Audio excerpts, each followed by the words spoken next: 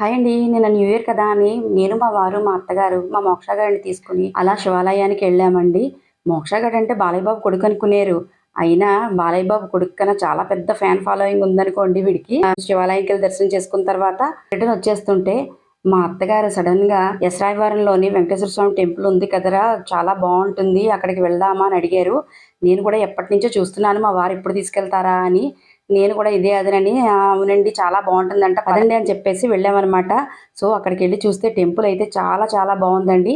ఇది ఎసరాయవరం ఊరు మధ్యలోనే రోడ్డు ప్రక్కనే ఉందండి. ఇది చాలా పెద్ద గుడి. ఇక్కడ వెంకటేశ్వర స్వామి అయితే నిల్చొని మనకు దర్శనం ఇస్తారు. అచ్చం మన తిరుపతిలో వెంకన్న బాబులాగా, అలాగే రుషికొండ వెంకటేశ్వర స్వామిలాగా అన్నమాట. మేమైతే గుడిలో దర్శనం చేసేసుకొని, తీర్థం తీసుకొని, కొంతసేపు అటు ఇటు గుడంతా పిక్స్ తీసేసుకొని, వీడియో తీసేసుకొని, మళ్ళీ రిటర్న్ అయిపోయామన్నమాట. ఈ టెంపుల్ అయితే యలమంచిలి హైవే మీద నుంచి అయితే కరెక్ట్‌గా ఒక 20 మినిట్స్‌లో రీచ్ అయిపోతామండి.